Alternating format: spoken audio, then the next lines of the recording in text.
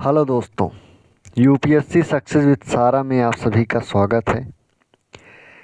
इस वीडियो में जैसा कि आप जानते हैं कि एनसीईआरटी के सीरीज़ में ये दूसरा वीडियो है और दूसरा वीडियो में पॉलिटी जो सामाजिक एवं राजनीतिक जीवन है उसके पहले यूनिट का दूसरा अध्याय हम इस वीडियो में देखेंगे। और जो पहला अध्याय है हम इसके प्रीवियस वीडियो में पहले वाले वीडियो में हमने देखा था। तो इस वीडियो में विविधता एवं भेदभाव के बारे में हम जानेंगे कि विविधता क्या होती है। जैसा कि हमने पहले ही वीडियो में विविधता के बारे में विस्तार से समझा और भेदभाव इसमें नया जो है शब्द जुड़ा है। तो इस अध्याय में कुछ महत्वपूर्ण बिंदुओं से जो है अध्याय को शुरू करेंगे और अध्याय को समझेंगे। एक शब्द है पूर्वाग्रह, दूसरा एक पॉइंट है कि लड़के और लड़की में भेदभाव, रूढ़िबद्ध धारणाएं, असमानता एवं भेदभाव, समानता के लिए संघर्ष और जो अभ्यास के कुछ प्रश्न हैं। इस लेक्चर में केवल यही कुछ टॉपिक्स, यही कुछ पॉइंट्स हैं जिससे ये पूरा जो चैप्टर है ये ख़त्म हुआ है। तो ब्रीफ में हम थोड़ा थोड़ा जान जाते हैं कि पूर्वाग्रह क्या होते हैं। पूर्वाग्रह आप समझ सकते हैं जैसे हम किसी जाति, किसी व्यक्ति के, किसी समुदाय के बारे में कोई पहले से ही यदि कोई धारणा बना लेते हैं तो उसे पूर्वाग्रह कहते हैं। जैसे कोई समुदाय है, आप किसी प्रकार की धारणा बना लिए कि यह जो समुदाय है यह इस प्रकार से रहता है, इसमें ये बुराइयां हैं, तो ये पूर्वाग्रह होते हैं। और आप जानते हैं कि जो मान लीजिए आप किसी देश के लिए एक पूर्वाग्रह में हैं कि यह देश, कोई भी देश मान लीजिए इस प्रकार का है, इस देश में आतंकवादी ज़्यादा होते हैं, आतंकवाद जो है उसको बढ़ावा मिलता है, मान लीजिए इस प्रकार से उसको समझते हैं। तो ऐसा तो है नहीं कि उस देश में सभी लोग आतंकवादी हैं। तो पूर्वाग्रह जो होता है वो बहुत बड़े मतलब लोगों को एक आपके विचार में बांध देता है। पूर्वाग्रह में आप किसी भी व्यक्ति को अलग नहीं देख सकते, क्योंकि आप पूरे समुदाय को, पूरे देश समाज को एक ही जो है एक ही रूप में देखते हैं। अपने जो आप उस समाज के बारे में सोचते हैं उसी रूप में देखते हैं, जो उस जात के बारे में सोचते हैं उसी रूप में देखते हैं। उसी प्रकार से लड़के और लड़की होने में भेदभाव भी हमारे समाज में है कि जैसे लड़के कुछ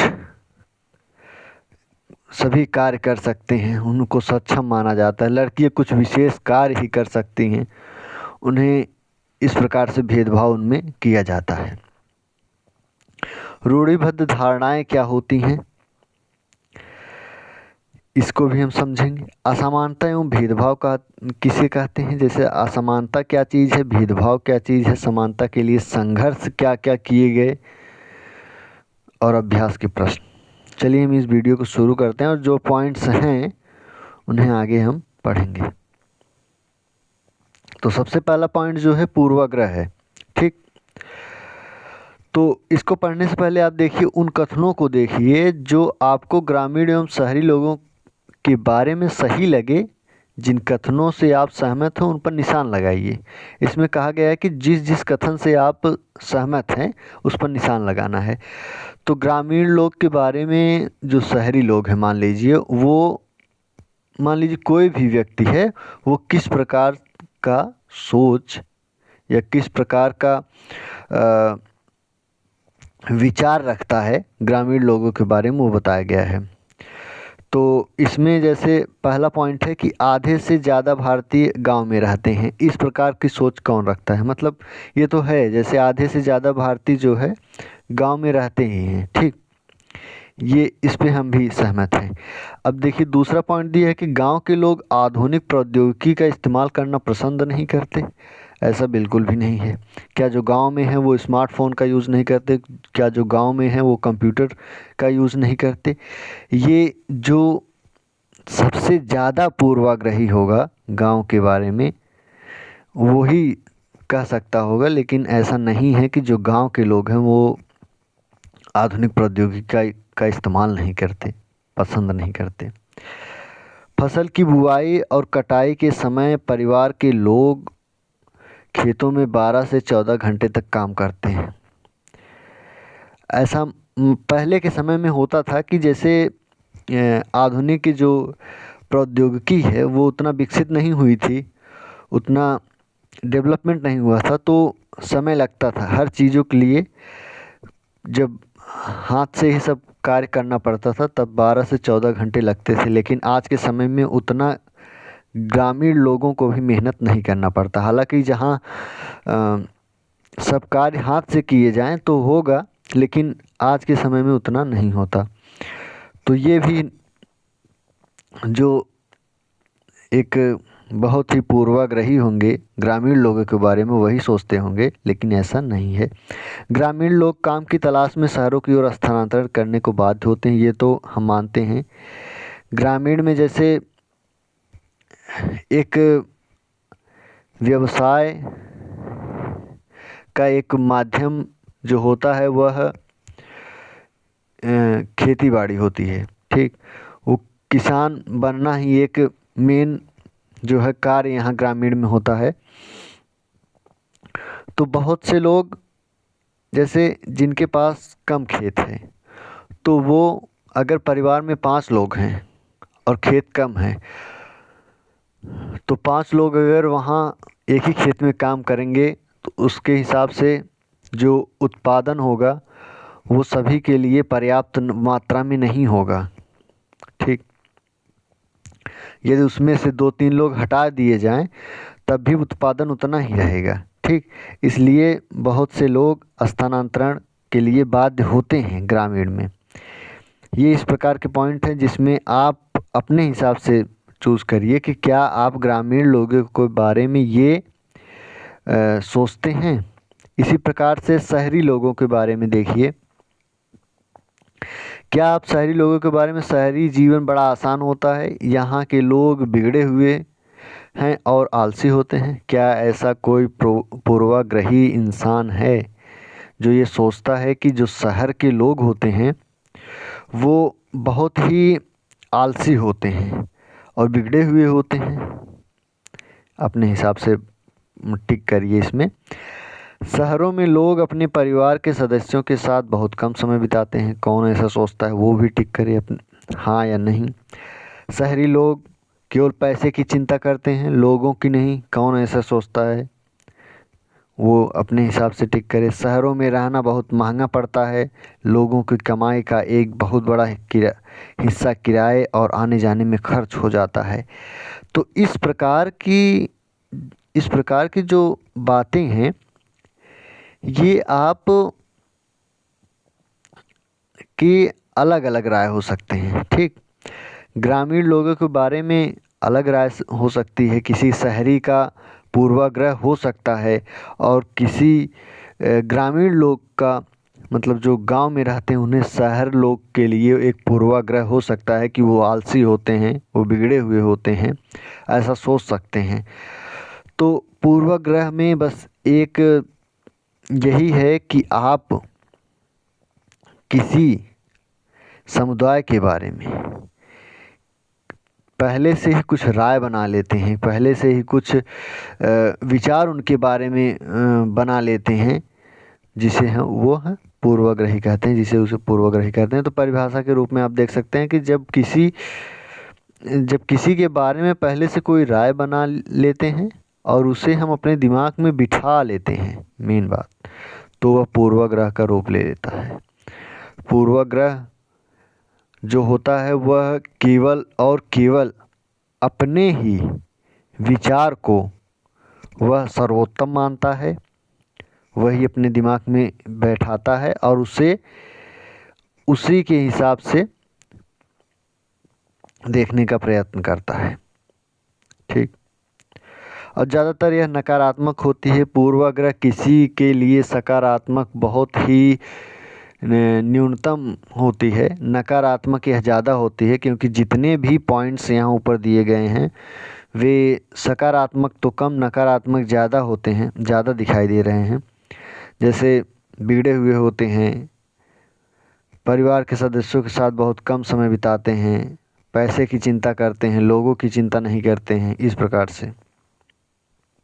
तो ये जो पूर्वाग्रह होते हैं मुख्य रूप से नकारात्मक होते हैं, लोगों के प्रति, किसी समुदाय के प्रति, किसी धर्म जाति विशेष के प्रति। लोगों को आलसी और या कंजूस मानना भी पूर्वाग्रह का एक रूप होता है, इसे आप जानते रहिए। और हम कई चीज़ों में पूर्वाग्रही हो सकते हैं, जैसे लोगों के धार्मिक विश्वास में हम किसी धर्म विशेष को लेकर पूर्वाग्रही हो सकते हैं। किसी के रंग रूप को लेकर हम पूर्वाग्रही हो सकते हैं कि वह गोरा है या काला है, इसके लिए भी पूर्वाग्रही होते हैं। जिस क्षेत्र से वो आते हैं, मान लीजिए हम कोई क्षेत्र विशेष से पूर्वाग्रही उन लोग को समझते हैं। यदि कोई शहर का होता है तो हम उसे पूर्वाग्रही के रूप में देखते हैं कि वह बहुत आलसी होगा, वह केवल पैसे की चिंता करता होगा, लोगों की चिंता नहीं करता होगा। एक शहर क्षेत्र विशेष में हम पूर्वाग्रही हैं। और इसी प्रकार से ग्रामीण क्षेत्र विशेष में हम पूर्वाग्रही होते हैं। ये लोग आधुनिक प्रौद्योगिकी का इस्तेमाल नहीं करते हैं और ये लोग खेतों में 12 से 14 घंटा काम करते हैं। इस प्रकार का पूर्वाग्रही हो सकते हैं। और जिस तरह से किसी के बोलने के तरीके पर हम पूर्वाग्रही हो सकते हैं, कैसे कपड़े पहनते हैं उसके लिए भी हम पूर्वाग्रही हो सकते हैं, इत्यादि ऐसे सब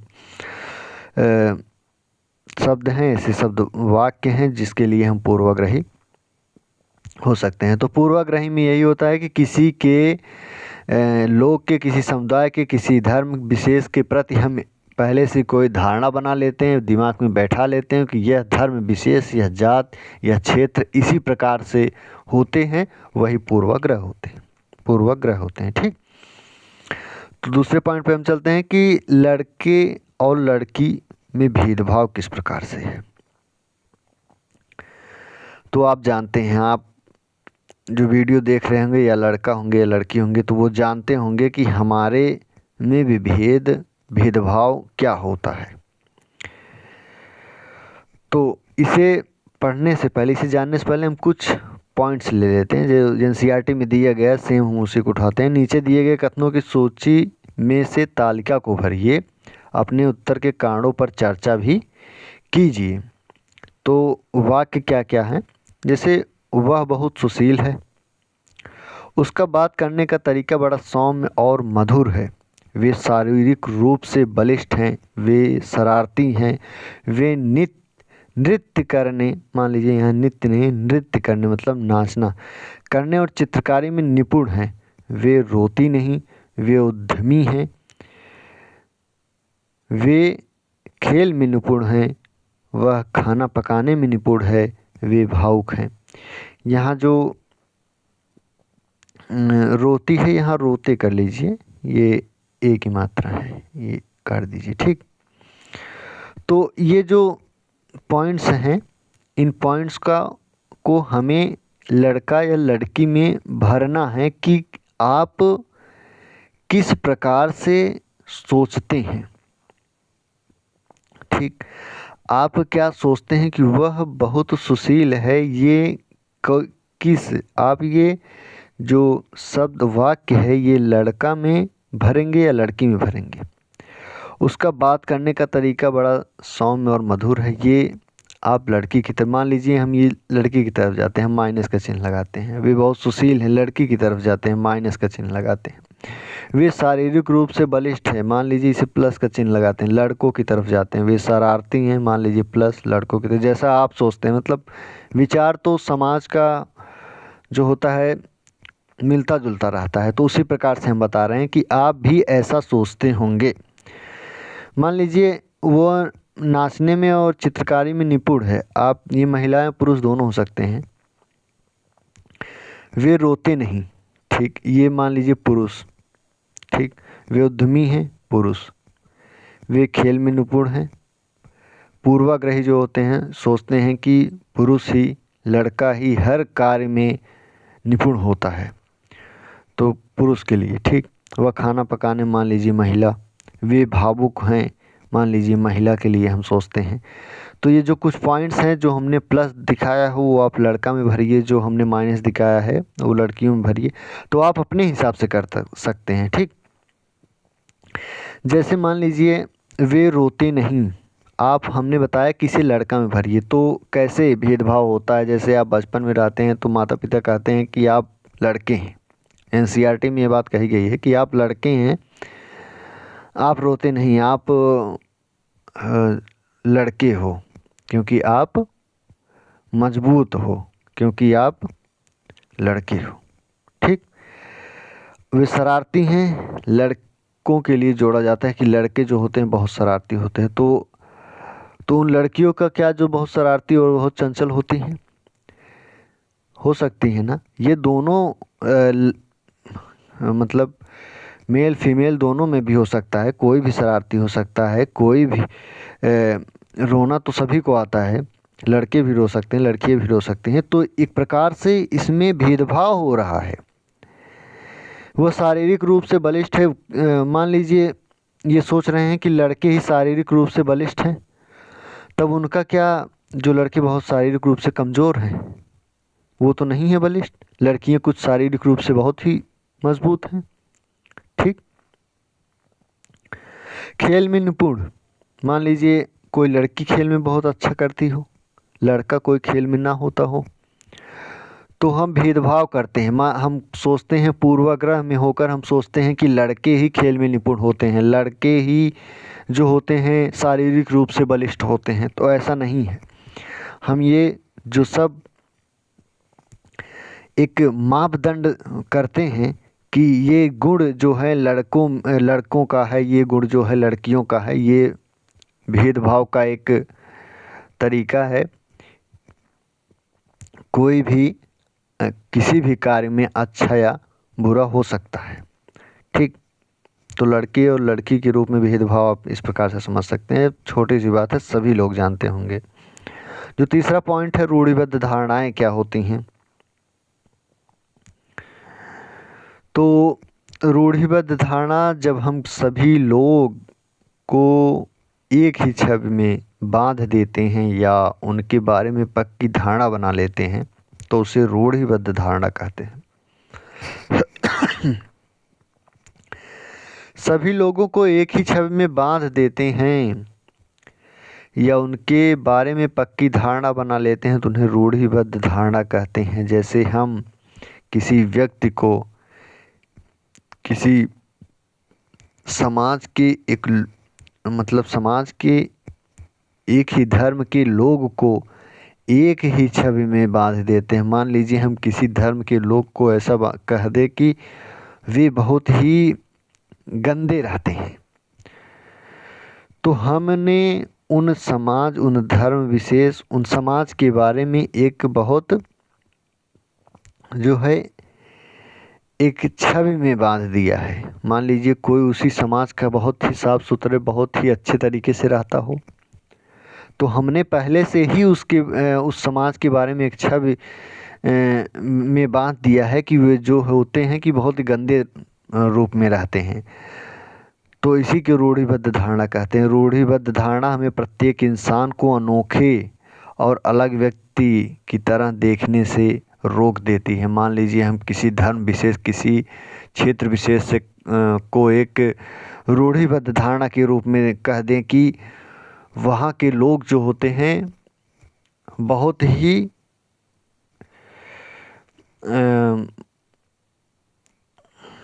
मतलब अच्छे नहीं होते हैं, इस प्रकार से कह सकते हैं कि अच्छे नहीं होते हैं। तो हम मान लीजिए कोई किसी भी देश में कोई भी ऐसा, हर किसी भी देश में सभी लोग तो अच्छे होंगे नहीं, कोई ना कोई खराब होगा ही। तो हम उस उन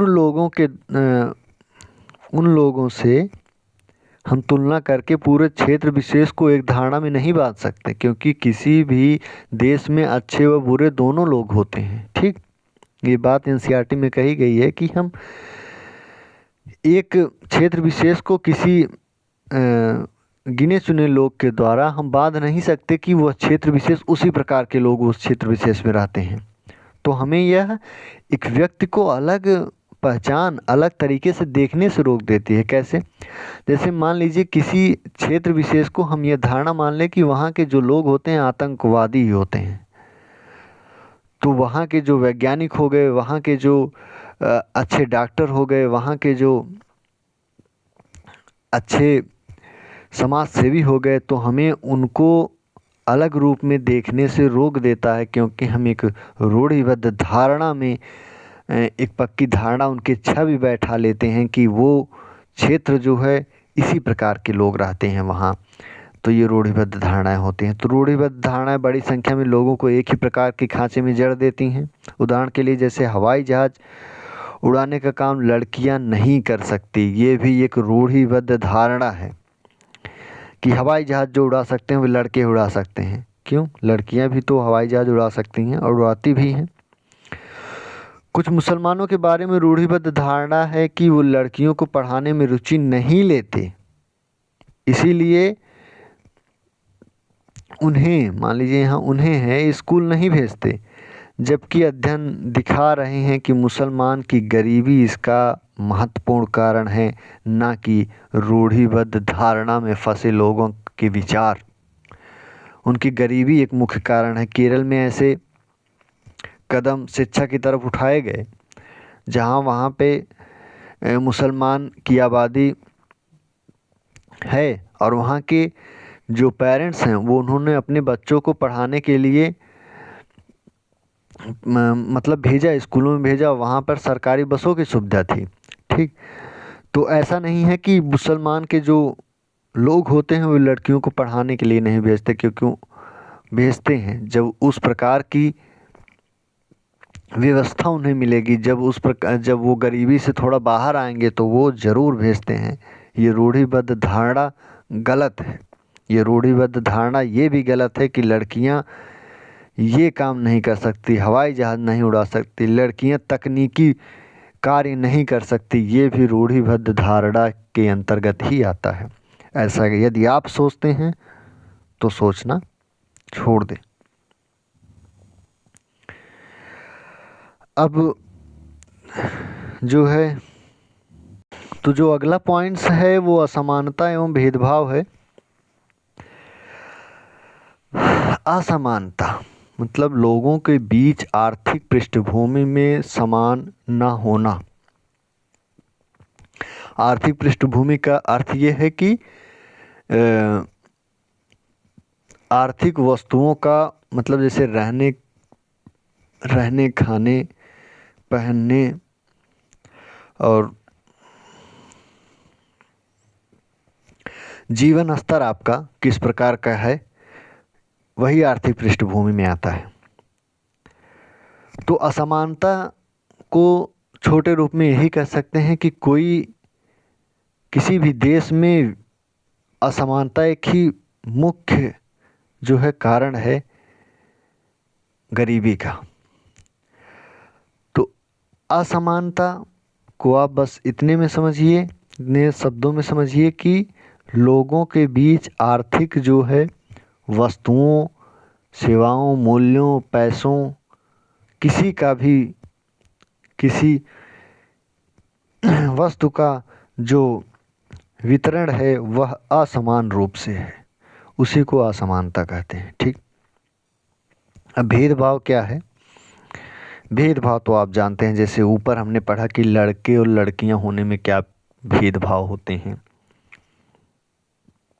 उसी प्रकार से देख लीजिए अपने से भिन्न प्रथाओं और रिवाजों को निम्न कोटि का मानना भेदभाव के रूप में, किसी खास नौकरी करने से रोकना, उनके प्रति भेदभाव करना, एक ही कुएं हैंडपंप से पानी न लेने देना भेदभाव का एक उदाहरण है। विविधता भेदभाव का कारण बन जाती है जब व्यक्ति दूसरी प्रथाओं या रिवाज को अपनी प्रथाओं या रिवाज से निम्न कोटि का मानने लगता है। हम पहले अध्याय में पढ़े कि हमारे देश में विभिन्न जाति, धर्म, समुदाय आदि लोग रहते हैं, लेकिन वो विविधता का रूप है। यदि विविधता में भेदभाव आ जाए, कैसे आती है भेदभाव? कि अपने प्रथाओं को, अपने रीति रिवाजों को उच्च श्रेणी का मानना और दूसरे रीति रिवाजों को निम्न श्रेणी का मानना, इससे भेदभाव उत्पन्न होता है। तो वह विविधता भेदभाव में बदल जाती है। इसीलिए विविधता जो होती है बहुत ही अच्छी नहीं होती है। विविधता भी अच्छी नहीं होती है, क्योंकि ये भेदभाव में बदलना, इसको तनिक भी समय नहीं लगता है। तो भेदभाव के बारे में आप बस इतना जानते रहिए कि किसी के प्रति हम भेदभाव करते हैं कि वह निम्न श्रेणी का है, वह निम्न श्रेणी, निम्न जात के होने के नाते हम उसे ऐसी नौकरी नहीं दे सकते। उसे हम पानी, एक ही कुएं में पानी नहीं पीने देंगे। ठीक, उसे इस रास्ते से चलना होगा तो पहले लोगों को बताना होगा जो उच्च श्रेणी के होंगे। जैसा आप जानते हैं पहले होता था। तो अपने ही प्रथाओं को, अपने ही रीति रिवाजों को उच्च मानना, दूसरों के रीति रिवाजों को निम्न मानना, ये भेदभाव का कारण है।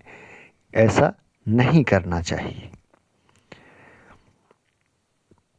ठीक, तो आगे क्या है? रूढ़िबद्ध धारणा और भेदभाव में क्या अंतर है? रूढ़िबद्ध धारणा या भेदभाव में क्या अंतर है? हमने बताया कि रूढ़िबद्ध जो धारणा होती है वह किसी व्यक्ति या समुदाय के बारे में खास धारणा जब हम बना लेते हैं कि यह व्यक्ति, समुदाय इस प्रकार का है, इस क्षेत्र विशेष के लोग ऐसे रहते हैं, इस क्षेत्र विशेष के लोग ये कार्य करते हैं, तो यह क्षेत्र ही ऐसा है। ठीक, और भेदभाव क्या है? हम रूढ़िबद्ध धारणा के आधार पर यदि हम खराब व्यवहार करें, रूढ़िबद्ध धारणा के आधार पर हम यदि खराब व्यवहार करें किसी के प्रति, तो वह भेदभाव कहते हैं उसे।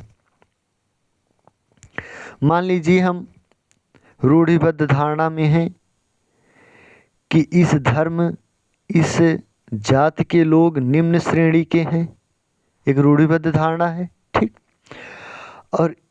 और इस रूढ़िबद्ध धारणा के नाते, ठीक, इस रूढ़िबद्ध धारणा से इस जात के लोगों को हम पानी पीने से, नौकरी लेने से, इस प्रकार की नौकरी आप किसी भी प्रकार की सोच सकते हैं,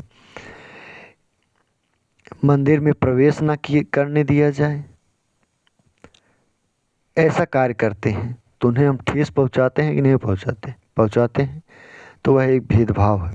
जो भेदभाव है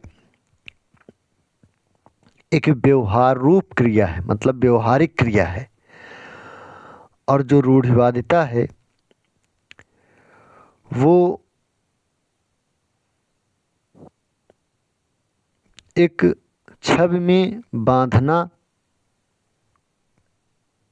किसी क्षेत्र विशेष, किसी समुदाय को, किसी जात, किसी धर्म को होता है।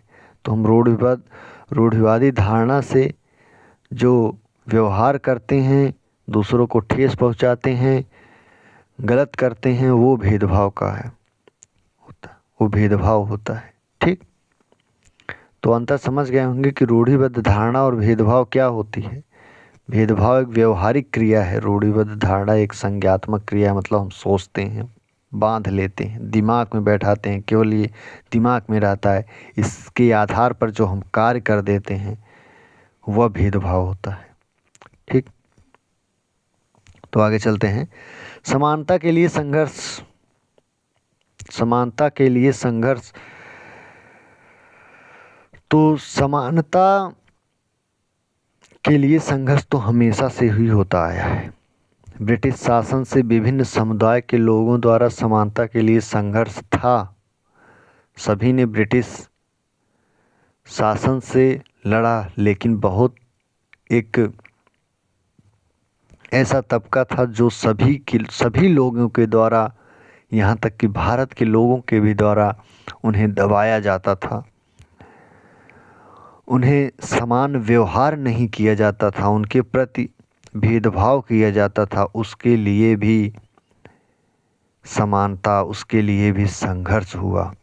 महिलाओं को वोट देने का अधिकार नहीं था, महिलाओं को शिक्षा का अधिकार नहीं था, महिलाओं को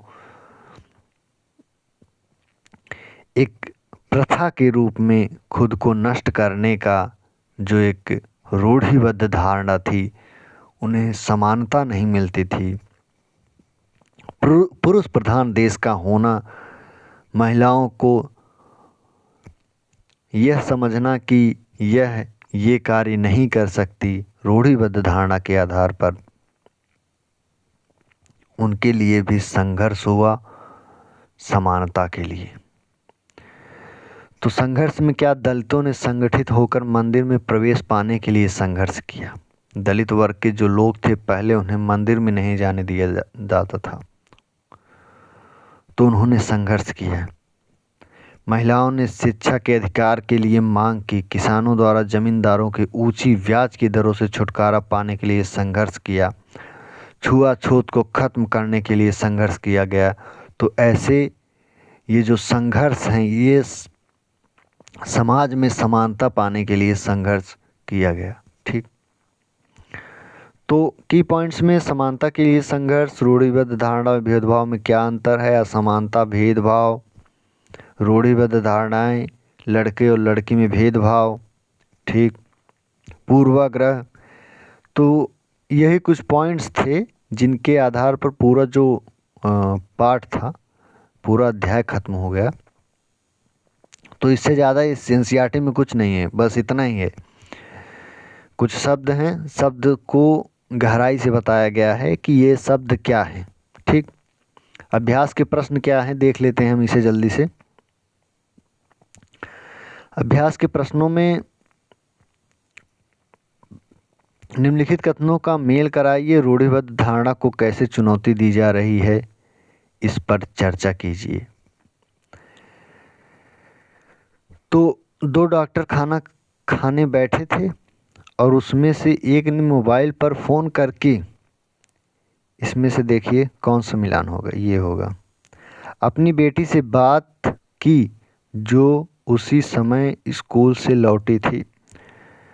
तो इसमें क्या बताया जा रहा है, रूढ़िबद्ध धारणा जिनकी थी कि महिलाओं को शिक्षा का अधिकार नहीं देना चाहिए, जो सोचते थे,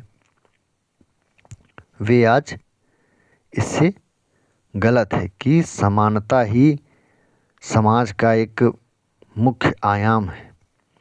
जिस बच्चे ने चित्रकला प्रतियोगिता जीती, वह मंच पर क्या पुरस्कार लेने के लिए एक पहियों वाली कुर्सी पर गया।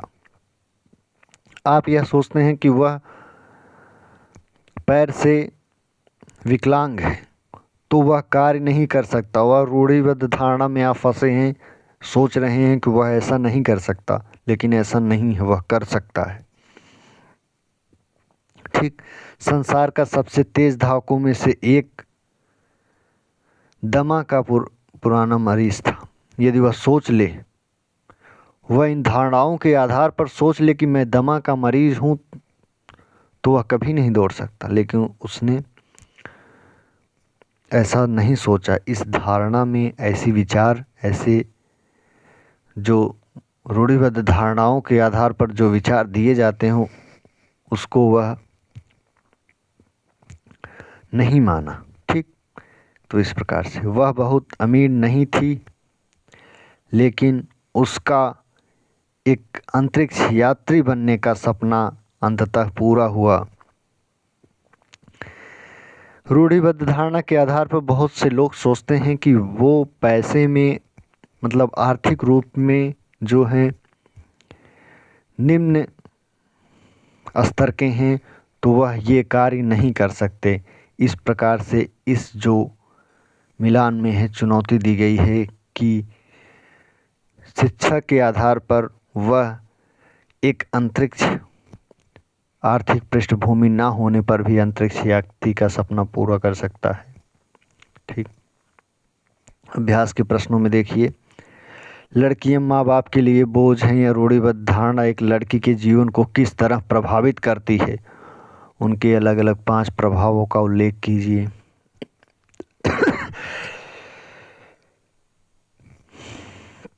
सॉरी। तो जो ऐसा सोचते हैं कि लड़कियां माँ बाप के लिए बोझ होती हैं, रूढ़िबद्ध धारणा जीवन को किस तरह प्रभावित करती है उनके जीवन को। 5 मुख्य बिंदु लिखना है तो इसमें बिंदु लिख सकते हैं कि शिक्षा में बाधा पहुंचती है, शिक्षा में समानता नहीं मिलती, शिक्षा नहीं दी जाती। दूसरा लिख दीजिए आप, स्वतंत्रता में बाधा है, समानता में बाधा है, परिवार में उचित प्रेम व स्नेह नहीं मिलता, पालन और पोषण में अच्छे ढंग से नहीं होता। इस प्रकार की बाधाएं लड़कियां महसूस करती हैं। यदि कोई सोचे, यदि कोई व्यवहार करे या भेदभाव करे रूढ़िबद्ध धारणा के आधार पर कि लड़कियां माँ बाप के लिए बोझ होती हैं, तो इन कठिनाइयों का सामना करना पड़ता है। ठीक। भारत का संविधान समानता के बारे में क्या कहता है? आपको यह क्यों लगता है कि सभी लोगों में समानता होना जरूरी है? समानता होना बहुत ही आवश्यक है। समाज के हर व्यक्ति एक समान अधिकार रखने का उत्तराधिकारी है। ठीक। तो इस बारे में आप लिख सकते हैं। कई बार लोग हमारी उपस्थिति में ही पूर्वाग्रही से भरा आचरण करते हैं। ऐसे में अक्सर हम कोई विरोध करने की स्थिति में नहीं रहते, क्योंकि मुंह पर तुरंत कुछ कहना मुश्किल जान पड़ता है। ठीक। अपनी कक्षा में को 2 समूहों में बांट दीजिए। प्रत्येक समूह में इस पर चर्चा करें कि दी गई परिस्थिति में वे क्या करेंगे। तो कुछ कार्य दिए गए हैं, इसको पढ़ लेते हैं। गरीब होने के कारण एक सहपाठी को आपका दोस्त चिढ़ा रहा है, तो आप इस वाक्य पर, इस कार्य पर आप क्या करेंगे? उसको समझाएंगे कि गरीब होना कोई अपराध नहीं है। ठीक। गरीब कोई भी हो सकता है। ऐसा नहीं होता कि जो गरीब है वह पढ़ने में कमज़ोर, वह पढ़ाई नहीं कर सकता। भारत की शिक्षा व्यवस्था ऐसी है कि हर एक व्यक्ति समान है, समानता सभी के लिए है, सभी व्यक्ति पढ़ सकते हैं। ठीक। इस प्रकार से उसे समझाएंगे। दूसरा है कि आप अपने परिवार के साथ टीवी देख रहे हैं और उसमें से कोई सदस्य किसी खास धार्मिक समुदाय पर पूर्वाग्रस्त टिप्पणी करता है, तो आप समझा सकते हैं कि सभी धर्म में कुछ अच्छाइयाँ कुछ बुराइयाँ होती हैं, कोई भी धर्म परिपूर्ण नहीं होता है। तो ये समझा सकते हैं, वे आप कुछ तथ्य देकर बता सकते हैं कि इस समुदाय, इस धर्म, इसमें ये खराबियां हैं, इस धर्म में ये अच्छाइयाँ हैं, ये खराबियां हैं। तो हर धर्म हर धर्म को समान मानना चाहिए, समानता का व्यवहार करना चाहिए, किसी पर भी पूर्वाग्रस्त के आधार पर टिप्पणी नहीं करना चाहिए। में आपकी कक्षा के बच्चे एक लड़की के साथ मिलकर खाना खाने से इनकार कर देते हैं क्योंकि वे सोचते हैं कि वह गंदी है। ऐसा नहीं करना चाहिए। आप इसके बारे में लिख सकते हैं। किसी समुदाय के खास आचरण का मजाक उड़ाते हुए कोई आपको चुटकुला सुनाता है, ऐसा भी करना नहीं चाहिए। पूर्वाग्रस्त नहीं होना चाहिए, खास करके किसी भी धर्म, किसी भी समुदाय विशेष को लेकर। ठीक। क्योंकि यह हमारे विचार को, एक व्यक्ति को अलग रूप से सोचने में बांध देता है। हम सोच नहीं सकते कि यह समुदाय के लोग भी ऐसे हो सकते हैं, ऐसे अच्छे हो सकते हैं। लड़के लड़कियों पर टिप्पणी कर रहे हैं कि लड़कियां उनकी तरह नहीं खेल सकती, ये भी लड़कों की पूर्वाग्रही ग्रह के आधार पर सोच रहे हैं। ठीक, तो इस वीडियो में इतना ही, इस अध्याय में भी बस इतना ही था।